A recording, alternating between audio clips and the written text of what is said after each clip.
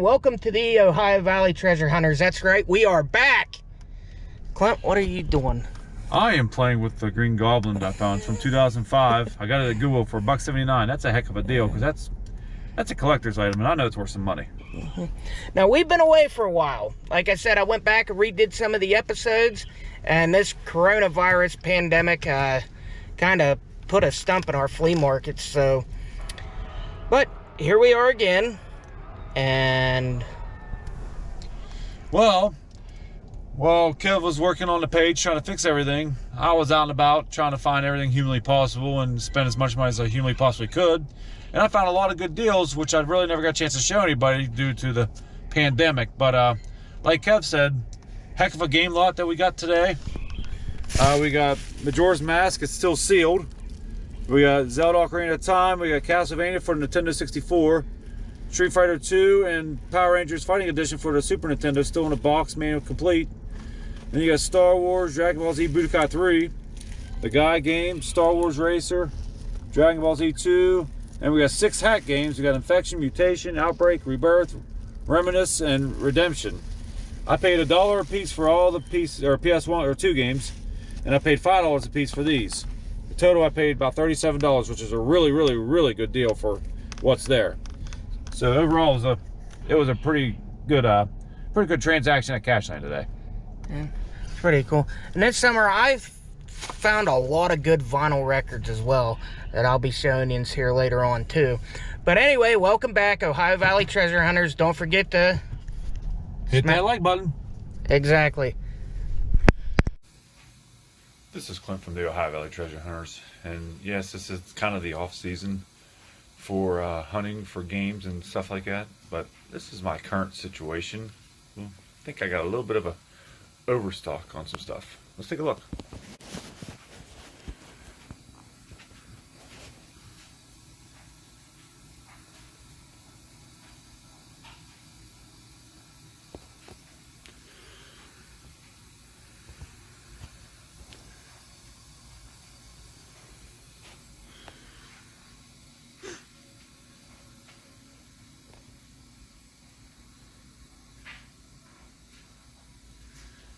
The PS2 lots that I have is unbelievable.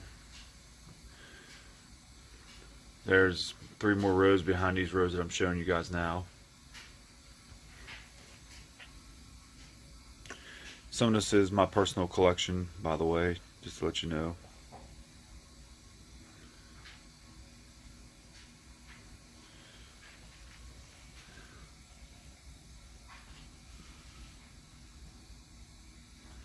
The Majora's Mask back there is sealed, never even been opened.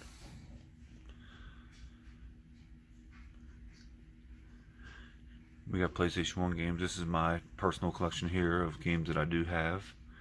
I have more that are untested yet that are going to go in my collection.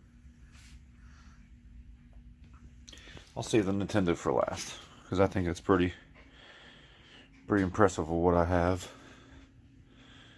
More PS2. Another box full of PS2 games that are currently untested.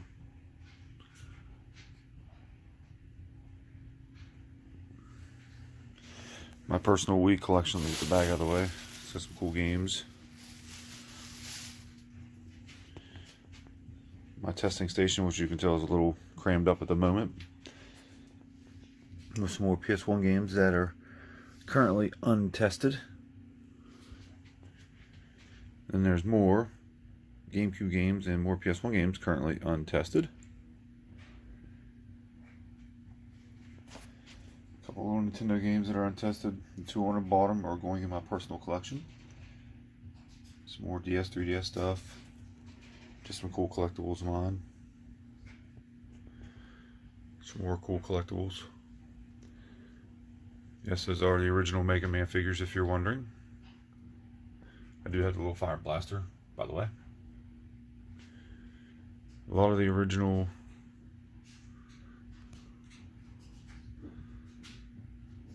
Mario figures from McDonald's, late 80s, say 88, 89 in that area. I got some He-Man figures. Those are all original on the wall. And look, more PS2 games that are currently untested. I gotta get a move on things.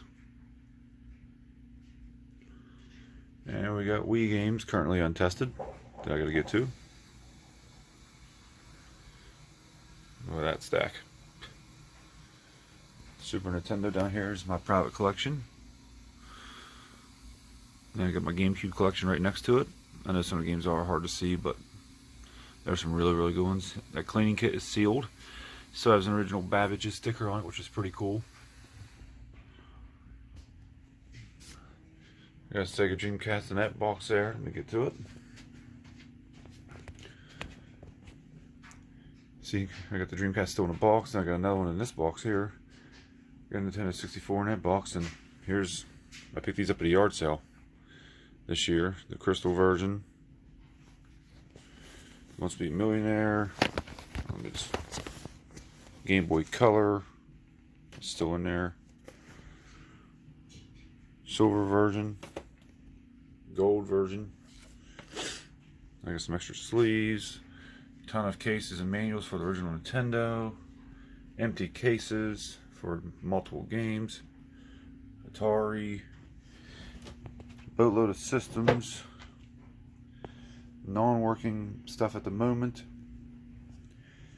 Television in perfect working condition, which is awesome. I got 2 of them actually. Super Scope down there in the box. I got a Sega handheld game there. Mario 64 pinball under them tote covers. Let me get back here so you can see this in its full entirety here. Nintendo and Sega game holders. We got PS1, PS2, PS3, Xbox 360, Xbox One, and them case logics. We got systems. And now let's get to the good stuff. This is my private Nintendo collection. Let's just start right up here. Just take a look at them ones. These are all authentic. The real deal.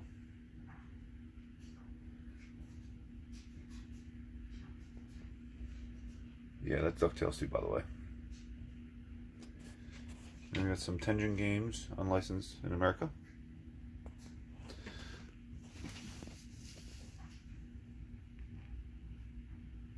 North and South in there. And then you got some Mega Mans. I do have all the Mega Mans. The second one is in its box. I have the box for the third one.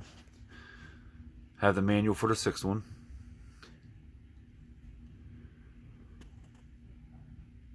There's some really, really cool games in this area. And I'm not done, by the way.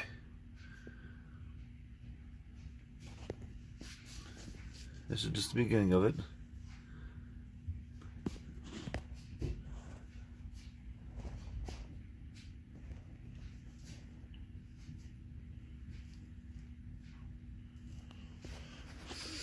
Let's go over to that second shelf. Told you I had a massive collection. This is my private collection, by the way. All 3 turtles. All 3 Adventure Islands.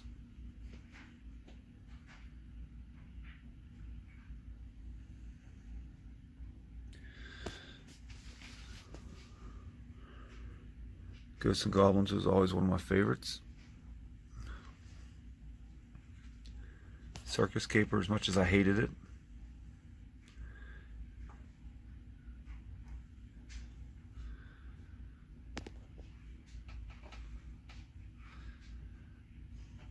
Last Ninja, that's a good one.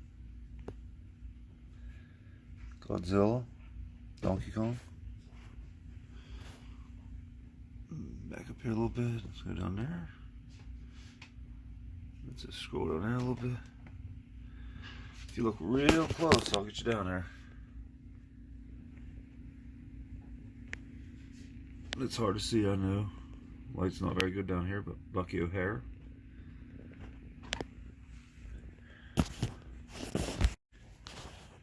This is part 2 of what I have. We were just getting through the Nintendo games here. I still got one more shelf to show you guys, and let's get to it.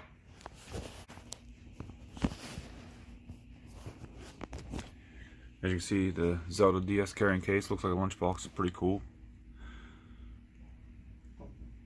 Power Punch 2. Castlevania, I always loved the Castlevania series. Simon's Quest, and the original Castlevania's in there. I do have the third one, by the way. Shrumps, or Smurfs. Wompum, Toxic Crusaders, Ghoul School, Gargoyles Quest 2. Very sought after game, of course. Kickle Cubicle, Iron Sword, Monsters in My Pocket, Darkwing Duck, Rescue Rangers, Hubert, also a good one. Clue Clue Land, Mock Rider, Mario's Missing, Indiana Jones, Beetlejuice in there, Rampage, Faria, Pro Sports Hockey, Double Dragon, Fighting Golf. We got the Flintstones over here, Tom and Jerry, Ninja Crusaders, Dr. Mario. See if I get a better picture of these down here. Battletoads is down there. Ninja Kid, Battleship, Zelda's, Link and Zelda, I should say. Then I forgot to show you, I do have Sega. It's down there. You know, a boatload of Sega games, but it's all in boxes at the moment. Got Sega Saturn, got an original Master System, still in a box, just missing the gun. Boxes upon boxes of 360 games. Do have Xbox slot there. Behind here, I do have another Xbox slot.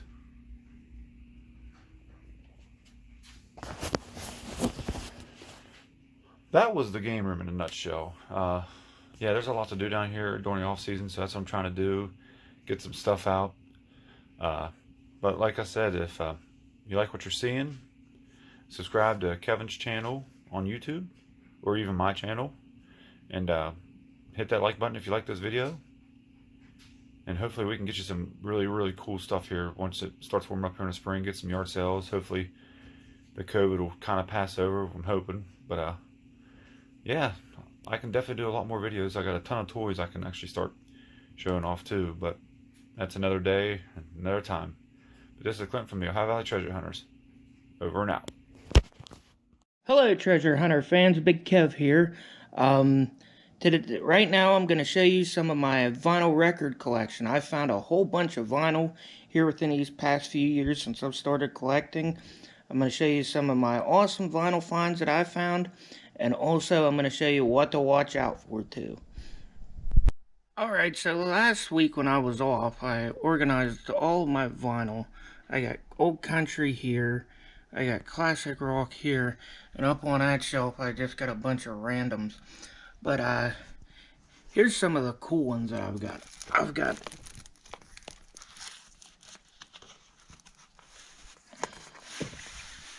Aussie, my Aussie collection. I got Bark at the Moon. These are all original vinyls too. Diary of a Madman, The Blizzard of Oz. Now here's one for you. I think I showed you on an earlier episode when I picked it up actually. Black Sabbath, We Sold Our Soul for Rock and Roll. When you go to get vinyl records, with the resurgence of vinyl, I figured I'd tell you, and it's mostly common sense to anybody that goes to flea markets, is always check to see if both records are in there. This is supposedly a two-record collection, and I only got one record out of it, and believe me, I was pissed when I seen it.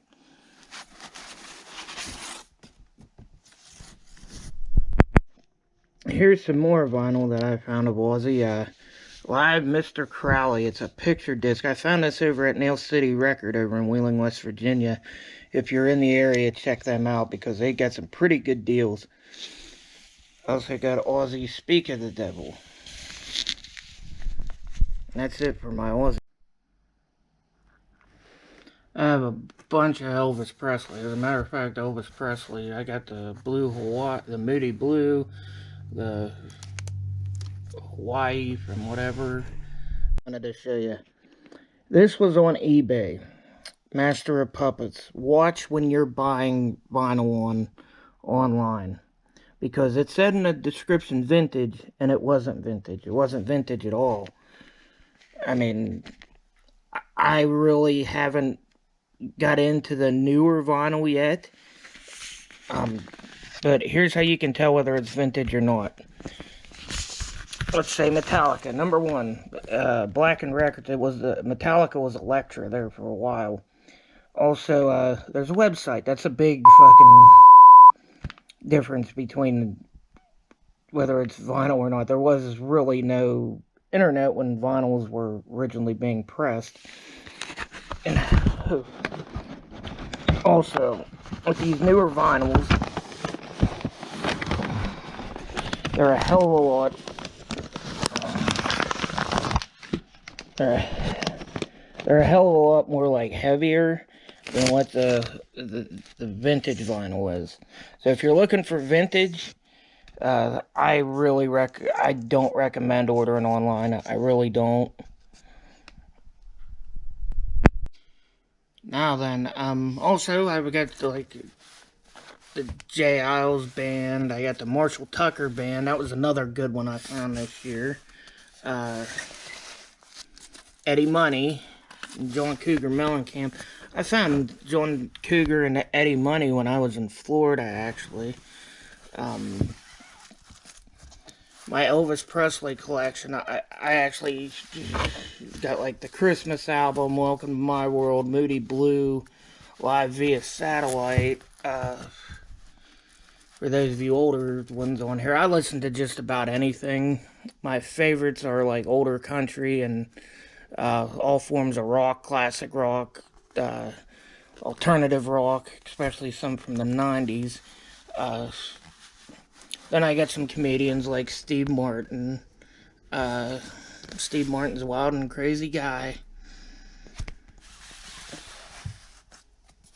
And I have like some soundtracks like Beverly Hills Cop.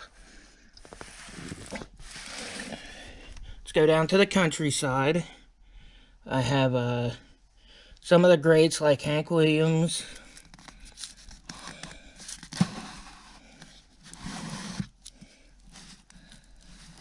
Alabama, better watch out when it has a Confederate flag on it. Some woke motherfucker might try to report me. I got Hank Williams Jr. He was singing his dad's songs. I mean, look how young he is in that one. Marty Robbins. My favorites for Marty Robbins were the Gunslingers ballads, which is right here. The Gunfighter ballads. I have Charlie Daniels.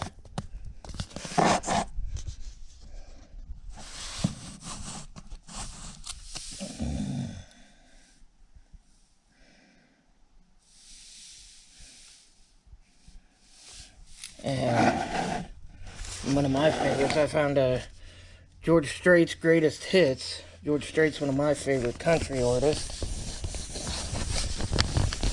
Like I say, I listen to so many different genres, so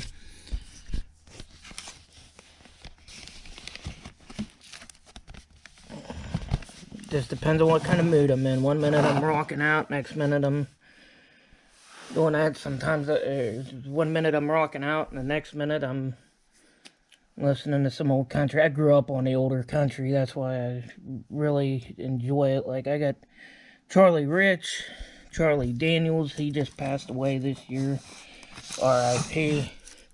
Matter of fact, I was actually at his concert, one time, Jamboree in the Hills. I seen him a couple of times, and there ain't nothing like, you metalheads think that the mosh pits are insane. Be in the middle of a crowd of people when The Devil Went Down to Georgia comes on.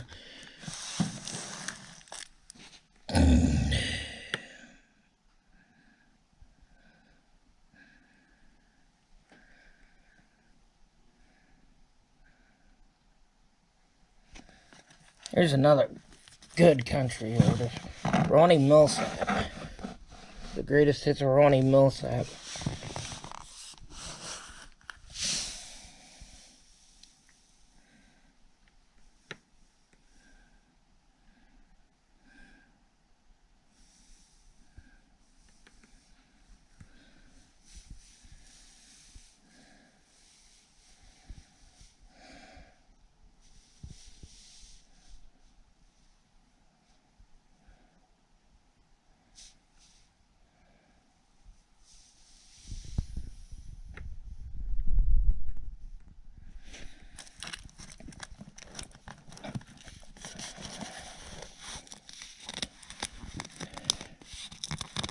Johnny Cash, Glenn Campbell, Wichita Lineman.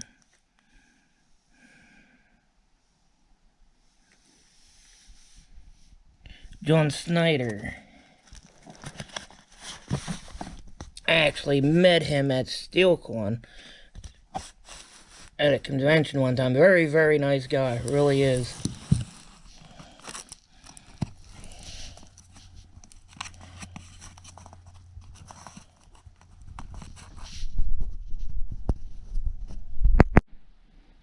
Freddie Fender, wasted days and wasted nights. He had that weird fucking voice to him. I got love for you behind.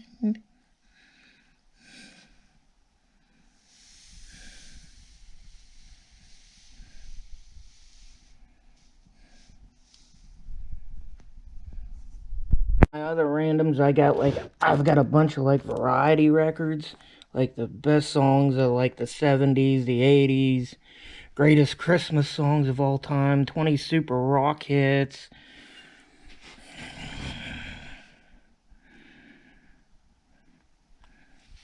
I got all the the Motown albums, Michael Jackson's Thriller. You guys seen me pick this up on an episode of Treasure Hunters. That's vintage.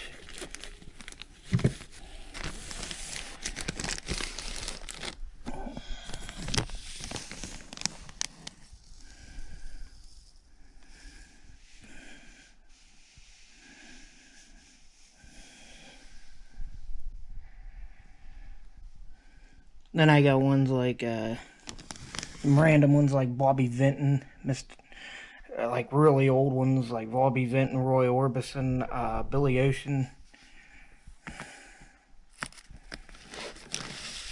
She's my Caribbean queen. I like it. Ugh.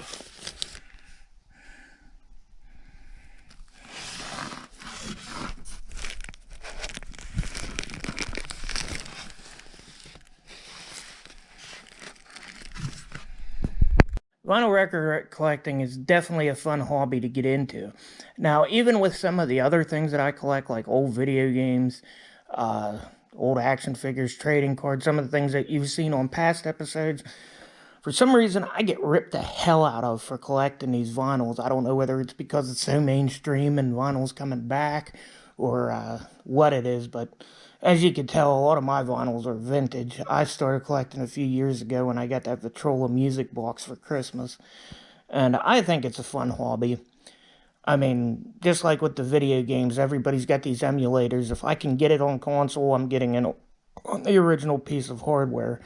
Same thing with music. Granted, I do stream on Spotify and things like that, but for the most part of it, I like to have that physical piece of whatever, I like to have the physical album. Not only does all these collectible stuff make great conversation pieces, but it also gives you a break from all the technology that we have. And believe me, I'm in front of a computer most of my time, folks, and there's just some things the digital world just can't, replace. For our Ohio Valley Treasure Hunters, Big Kev over and out. Thank you, and let's hope that 2021 is a better year for all of us.